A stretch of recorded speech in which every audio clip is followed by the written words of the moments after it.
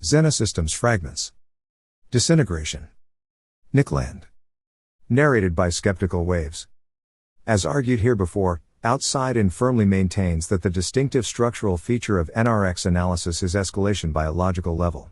It could be described as metapolitics if that term had not already been adopted, by thinkers in the ENR tradition, to mean something quite different, i.e. the ascent from politics to culture. There's an alternative definition at Wikipedia that also seems quite different. This congested linguistic territory drives NRX to talk about neocameralism, or meta-neocameralism, the analysis of patchwork regimes. From this perspective, all discussion of concrete social ideals and first-order political preferences, while often entertaining, locally clarifying, and practical for purposes of group construction, is ultimately trivial and distracting. The fundamental question does not concern the kind of society we might like, but rather the differentiation of societies, such that distinctive social models are able, in the first place, to be possible. The rigorous NRX position is lodged at the level of disintegration as such, rather than within a specific disintegrated fragment. This is because, first of all, there will not be agreement about social ideals. To be stuck in an argument about them is, finally, a trap. Is this not simply dynamic geography, of the Patry-Friedman type? As a parallel post-libertarian metapolitical framework, it is indeed close. The thing still missing from dynamic geography, as currently intellectually instantiated, however, is realpolitik, or Machiavellianism.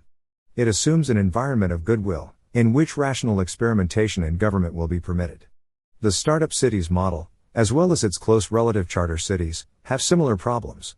These are all post-libertarian analyses of governance, at a high logical level, but, unlike NRX, they are not rooted in a social conflict theory. They expect to formulate themselves to the point of execution without the necessity of a theoretical and practical encounter with an implacable enemy. Irrational obstruction tends to confuse them. By talking about the cathedral, from the beginning, NRX spares itself from such naivety. Sophisticated conflict theory within the libertarian tradition has to be sought elsewhere. Some initial points. Meta-neocameralism, or high-level NRX analysis, opposes itself solely to geopolitical integration. This means, as a matter of historical fate, to the cathedral. An alternative social ideal, however repugnant it might be found at the level of first-order political preferences, is only elevated to a true enemy by universalism.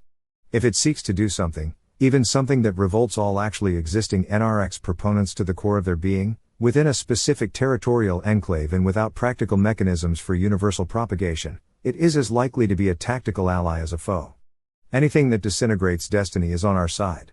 Immediately, therefore, it can be seen that the preponderant part of NRX discussion is at best oblique to fundamental strategic goals. Universality is poison. Whenever NRX appears to be proposing a social solution for all people everywhere, it has become part of the problem. The ultimate goal is for those who disagree to continue to disagree in a different place, and under separate institutions of government. First-order political argument, insofar as it tends towards compromise, i.e. partial convergence, is positively harmful to the large-scale NRX project. The sole crucial agreement is that we will not agree. Better by far to make that harsher, than to soften it. Each thread of the trichotomy has approximately equivalent claim to be the standard bearer of the disintegrationist position. The reason that this is formulated here with a techno-commercial bias is because it is being formulated here. There is no reason why it has to be. A meta-neocameral coalition, tightly focused upon effective hostility to the cathedral, displays a pattern of tolerances and aversions very different to that found within a first-order reactionary movement seeking to immediately instantiate a social ideal of the good. Insofar as the latter tends to exacerbation of social tensions and geopolitical fission, it contributes positively to high-level NRX goals, but it can only expect theoretical condescension in direct proportion to its concreteness, and therefore deficient apprehension of the disintegrative position. A movement of communistic localism that successfully pursued a project of radical geopolitical autonomization would be, realistically, a more significant tactical ally than even the most ideologically pure concrete reactionary movement which spoke a lot about comparable goals, but gave no indication it was able to practically realize them.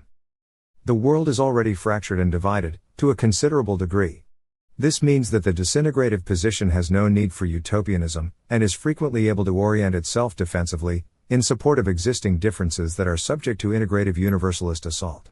Furthermore, there are numerous indications that general world historical trends are favorable to geopolitical disintegration, in too many fields to fully enumerate, but which include political, ethnic, technological, and economic drivers. Incremental pragmatism is entirely practical under current geographical and historical conditions.